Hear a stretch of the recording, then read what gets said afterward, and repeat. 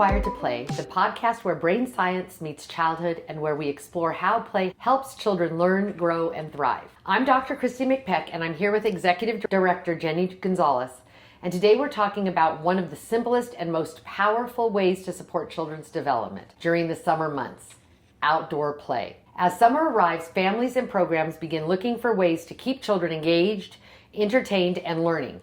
It's easy for parents to feel pressure to fill every hour with camps, lessons, screens, or structured activities.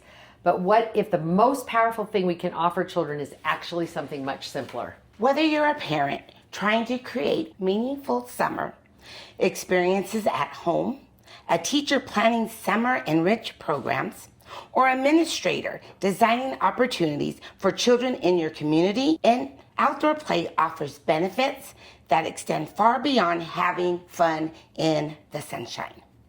Today we'll explore what the research tells us about outdoor play and child development, why nature and movement are so important for growing brains, and practical ways families and programs can incorporate more outdoor experience into children's summer routines.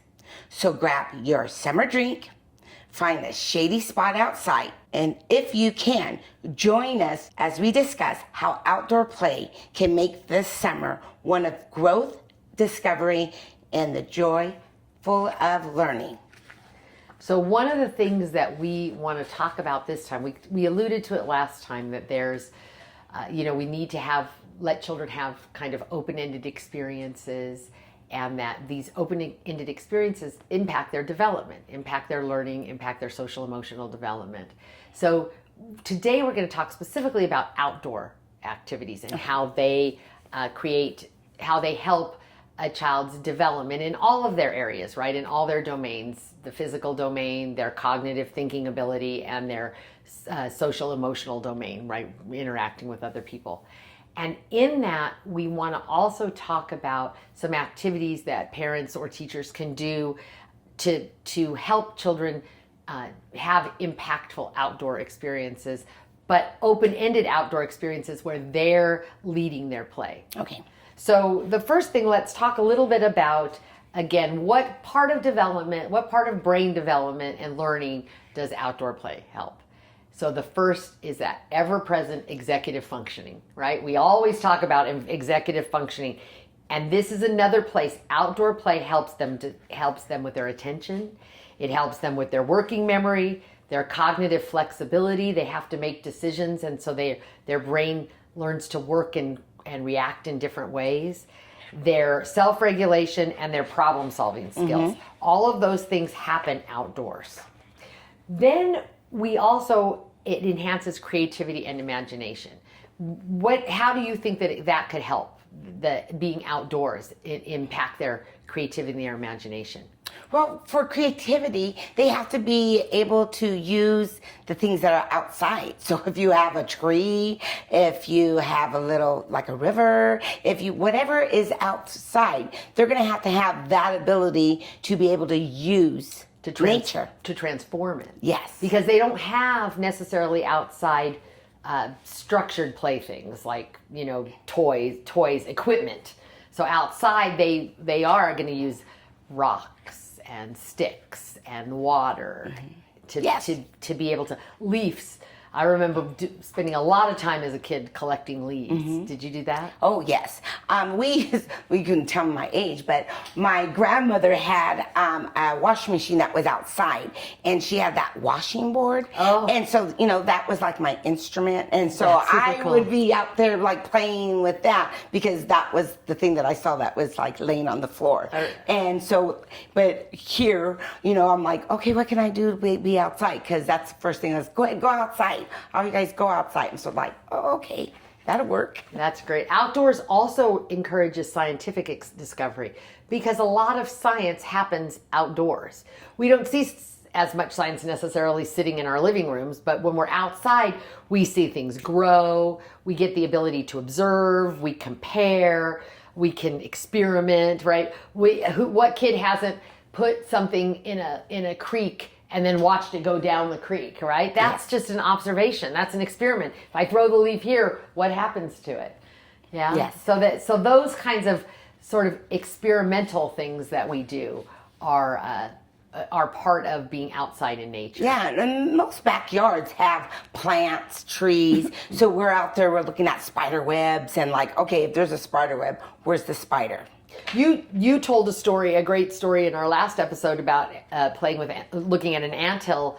So, and that's in a very sort of urban play center, right? Well, our center is on the county farm in Riverside, so it's definitely surrounded by buildings, but you were still able to see nature. You saw ants building, doing their thing, and you were able to kind of focus the kids in on that. So that's a super cool thing. Yes, they're being creative and doing science at the time. Exactly. And another great thing that happens in the outdoors that doesn't necessarily happen inside is this idea of building confidence and independence. One of the things that we let kids do outside is, I think, sort of partake in riskier play. We let them, even in a playground, which has, one would argue that that's not nature, but like a playground equipment. But even in like climbing a tree or climbing up a rope or balancing on rocks, all of those things are a little bit more risky, but they help children, right? They help children learn about their ability to balance and to confront risks. And do you see that? Yes, because one of the things is that when children are inside and they start playing and they start running, we always say, oh, remember, we know running inside, walking feet, you run outside. So the first thing they're going to do is they're going to start running and start using their feet to run. And so we limit what they could do inside physically, but outside we're not. It makes me think of a funny story. We used to go to cross country camp with our daughter when she was a teenager, and so it was teenage boys and teenage girls, and we would go to Mammoth, and we would always take this long hike to I don't remember the name, maybe it's called Rainbow Falls, to some place. We'd take this long run because we had to run to wherever, and then we would be there the coach would let us be there for 20 or so minutes and just hanging out. And one of the things that always happened was the boys, not the girls usually, but the boys would sort of move the rocks. They would, they'd tumble them down. They would work together to move a big rock here or a big rock there, or they would turn it over and see what was underneath it. That's a really good example of an exploration of science and kind of taking riskier behavior to look at something that you don't see in your house. Yes. So I think that being out in nature affords you the opportunity to do some of those kind of things. Yeah, and the coach didn't give them directions. They just said, we're taking a break, everybody give yourself some, 5-10 minutes, and the boys couldn't. The boys still had that energy, exactly. And they had to take that risk and become the leader. And then one boy did it, the next boy did it, right. And usually the girls are like you're supposed to be resting. They were laying out on rocks, getting suntan. Yes. So it's so super funny. One of the things we also know developmentally about being outside is it improves our mood and it reduces stress. Do you feel that way when you go outside? Oh, yes. Me too. I've been doing this thing, morning light, where you go out in the morning and you get the morning light. It's supposed to help your circadian rhythms and all that. But it does really make a difference. It makes just sitting outside and feeling the sun on your face, it just starts out my whole day great. Yes. Or when your house is all closed and it's dark, and then all of a sudden you go and you open up your windows, or you go outside and you feel that, oh my goodness, fresh air, and it's you just feel renewed. So we know that those natural environments, they have a calming effect. They have a calming effect on us as adults. They for sure have a calming effect on children whose brains are developing.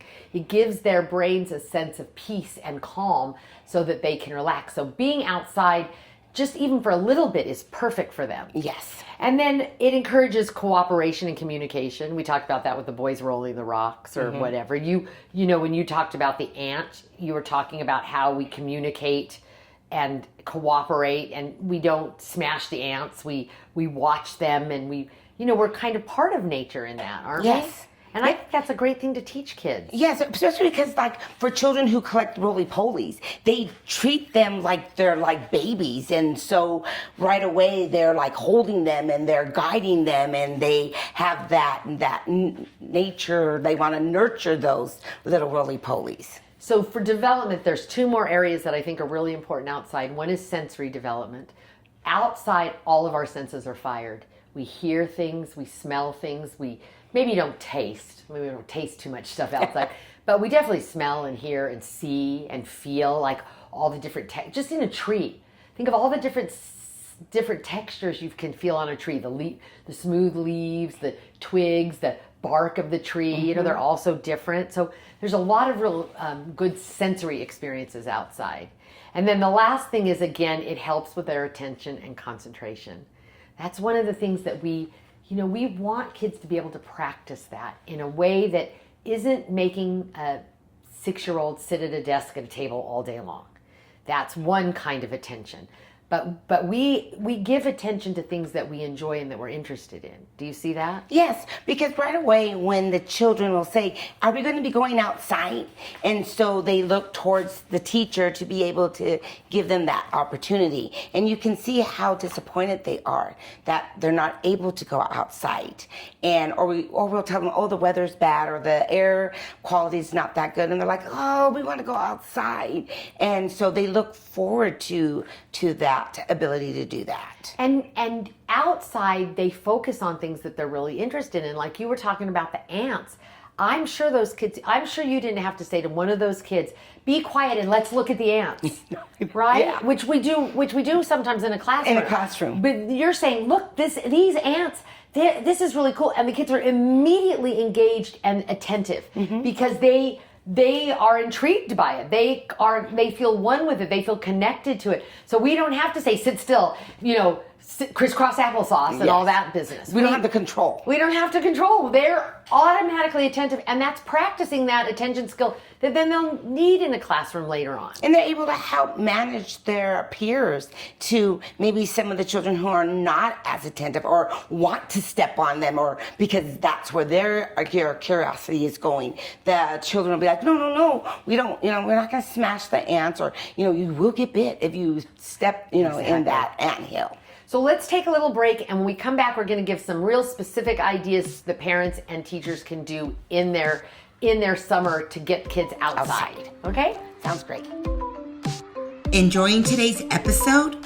Like and rate our episode to support us here at Wired to Play.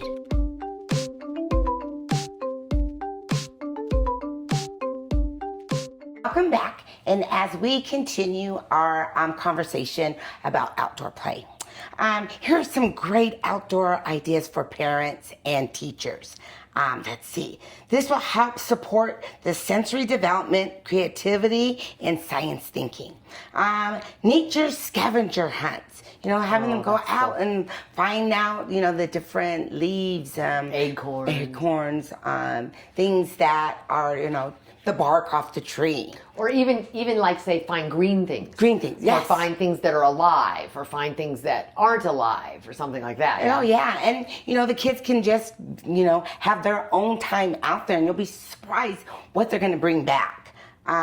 So again, we can take some crayons with us out there and some paper, and have them do the leaf and bark rubbing and see the different textures the children will create themselves. Let's see, the bug observation. The kids love bugs. I think it's as adults we're like, oh, get the bug away from us, and be able to do that. Right now we have those. I think they're called green June bugs. June bugs, yeah. The green ones, they like to chase me for some reason. Yes. I don't know. And the kids will point it out. Hey, Miss Jenny, the June bugs are back. And then I'm like, okay, thank you for having my back. So, they really are looking for those bugs also. They can do nature art using any of the sticks, the rocks, flowers. So, as a teacher, a parent, just having a little basket ready to keep outside, get ready by the door and say, hey, let's just go out, and in that basket have all the supplies so that you don't have to run back in and out. It's just always there ready. Sit, spot, and reflect time when children were quietly just observing nature. Oh, I love What that. do they see? What do they feel? What do they smell? And, Right. sometimes even, the children might live in different areas. So what they smell compared to where they're smelling at that moment might be different. I know for my son, always liked the dairy smell. I don't understand. So, first thing in the morning. Yeah, where you guys live, there's a lot of dairy smell. We would go out and he'd be all excited because he could smell like dairy. And I'd be like, why do you like that smell? That's but funny. he has, those are his memories and the way the air felt. Yeah. Like they say, the June gloom. Right. Some children may not have never experienced that smell. Right. So doing that, water and dirt exploration, exploring the water, the dirt, and how it's mixing and pouring, and how much water does it take to make a mud pie, or just exploring with those kind of different activities. Yeah, and building on the water idea, one of the things you can do is freeze ice cubes and take them out and have them paint like on the sidewalk Yes. or something. That's a really great thing we have a lot of really hot days, so that's a really cool thing to do, is to do that, or do like a bucket and sponge relays. Mm-hmm. That's a great one, because again, something, if you're doing water activities where they can get cooled off. Yes. Because it's hot, but they're also learning something, right? They're learning about what water feels, that ice melts, or that water, makes shapes or whatever. Maybe letting them run in sprinklers is a great way to get them outside. I love this. We do this sometimes, doing a car wash. Where you get the trikes, or you get, if they have cars or whatever, or toys, and we just let them be with the hose and scrubbing. Kids love to clean stuff outside with a hose. Yes. They just love it. And so that's a great way to get them outside, but doing something that's, productive. And one of the activities that you talk just for water play Yeah. is the bigger sponges you use to wash your car, and having that relay. Like, the children will realize that they're trying to get to the other bucket fast. So they really don't soak up a lot of water, but as they're playing, they realize, if I leave my sponge in the water long enough and I go to empty it, I'm going to squeeze more water out. And maybe I'm not the fastest, but I'm going to end up filling that bucket faster. They're learning strategy. Strategy. That's right. That's a great thing. That's a great activity right there. As we go into like movement and gross motor play, doing some having some obstacle courses out there, I love and obstacle using courses. cones, and having chalk, or even just using the trees outside, because we do have some trees on our county property that they can go in and out of, and using that. Doing some chalk floor lava games, and using the chalk the floor outside. is lava. The kids love that. Yes. Floor is lava stuff. Doing some balancing and challenges on using logs, using some tape, making some lines, and having the children be able to do some of those kind of challenges. And those kinds of things you can do. You think of that as kids who are learning to balance and solve, but you can even do that with older kids and say you have to hop on the line, or you have to walk backwards on the line. Make it more challenging for kids as they get older. Yes.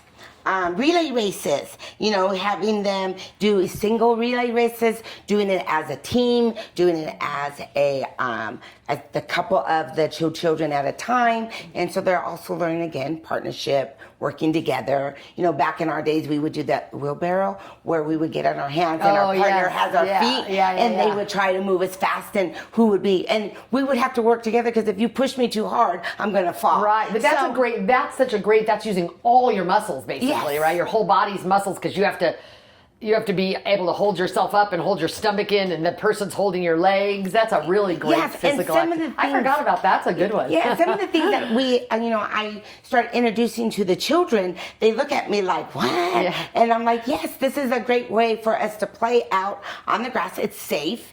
And, they do become smart again, because then they're like, ooh, I'm stronger. I'm going to get one of the lighter kids. Yes, right, exactly. Animal movement games, that's one of them, like be a bear, be a frog. Let's see. And again, another playground scavenger challenges. Find 3 ways to climb, swing, hide. So doing that great. outside. We can also really encourage creative and imaginative play outside. They can do, again, using sidewalk. I love sidewalk chalk. So doing sidewalk chalk, and maybe bringing some cars out and having them create roads and cities or whatever you want to call that. Or doing some outdoor dramatic play. So indoors we do dramatic play, but we could also bring outdoor and do like camping or, restaurant or exploring something, something like that. We're explorers today. Some kind of, something dramatic where they can use their imaginations to be something else. Doing, I love this idea of, we could call it mud play or making mud pies, but making like nature potions, right? So we maybe make mud and then we put some leaves in it and some sticks in it, and we create whatever mud pie thing we're gonna make and put it out. I remember doing that when I was a kid and putting it out, and then because we live in Southern California, it would like bake on the sun. You'd really have something that looked like a pie at the end. Yes. because it's so hot here. So or doing storytelling under a tree, yes. Where you just bring your kids out of your class or your own kids, and you sit under a tree and just tell some stories or read some stories to them. It's nice. There's a nice breeze. And a couple episodes ago we talked about about combating that summer slide. That's a great place to get in some reading yes. for that. Perfect. STEM and inquired play. Hands-on learning through being curious and having some experiments and being able to really enjoy hands-on activities. So like sink and float experiments. What sinks, what floats. And letting the children, before we go outside, like, I want you guys to go pick 10 items and tell me, do you think it's gonna, sink or float? Yeah, that's a great and see idea. how that will come out.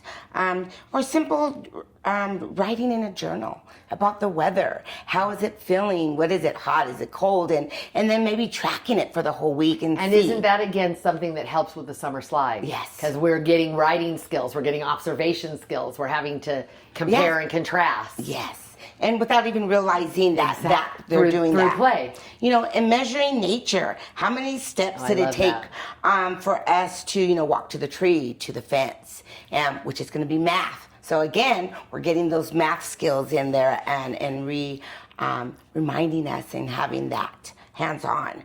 Building bridges, towers, or with our natural materials that we have out there. Shadow tracking throughout the day. I love that. Having the children track that right in the journals. Right.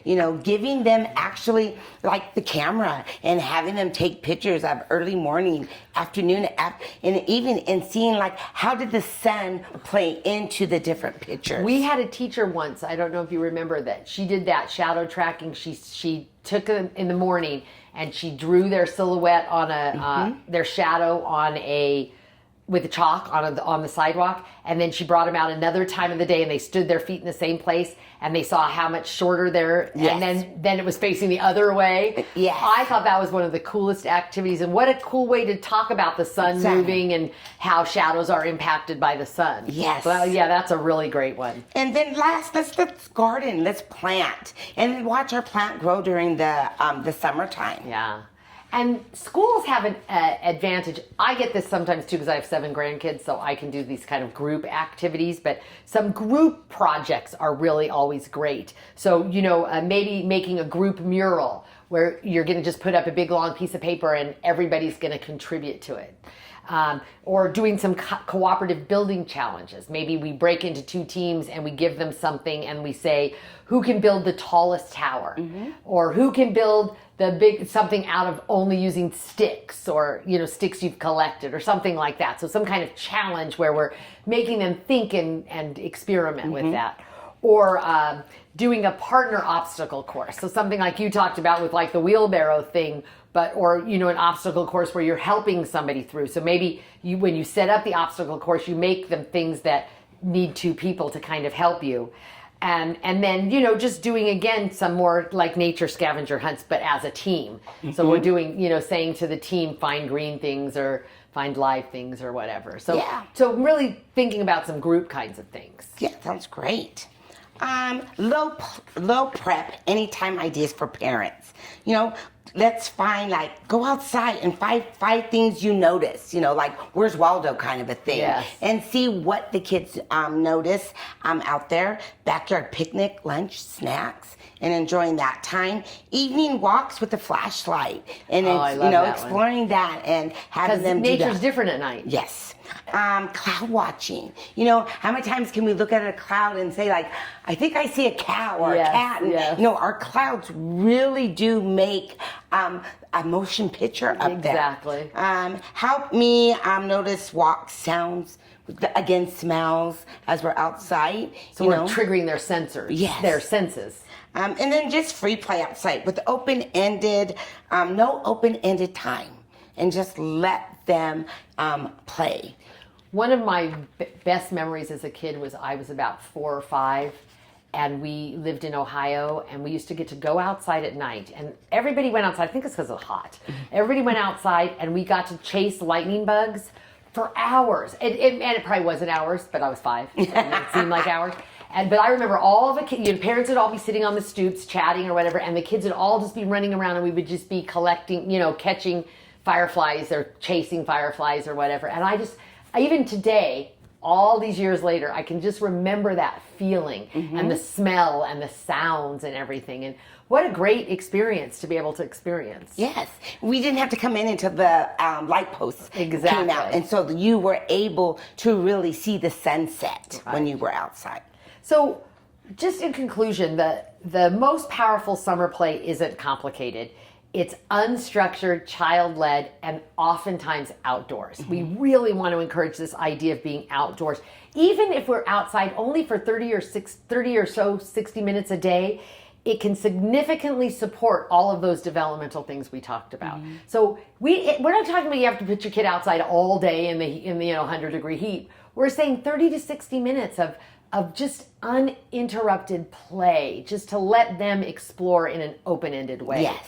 Outdoor play, we told you, stimulates multiple areas of the brain all at the same time. That's really one of the great things about outdoor play is we're firing off a lot of different things in the brain when we're running, jumping, planning, thinking. Yes. Our brain's really very active. And so as early childhood expert Richard Louvs notes, children need regular connections with nature to support healthy development and their well-being. Yes. We have to understand what nature is and how we benefit from it. Absolutely. And so I want to leave you with these key takeaways. Okay. Outdoor play helps children build stronger bodies, stronger brains, better attention and self-regulation, social competence, creativity and problem-solving skills, confidence and resilience, healthy sensory processing. So again, it's not a break from learning. It's the most powerful learning of all. Yes. So that's the big body building. So we are building our bodies when we're outside. The whole body, whole including body. the brain. Yes. Great. Thank you for joining us, and we'll see you again next week. Again, if you like this episode, please share, like, and subscribe to Wire to Play.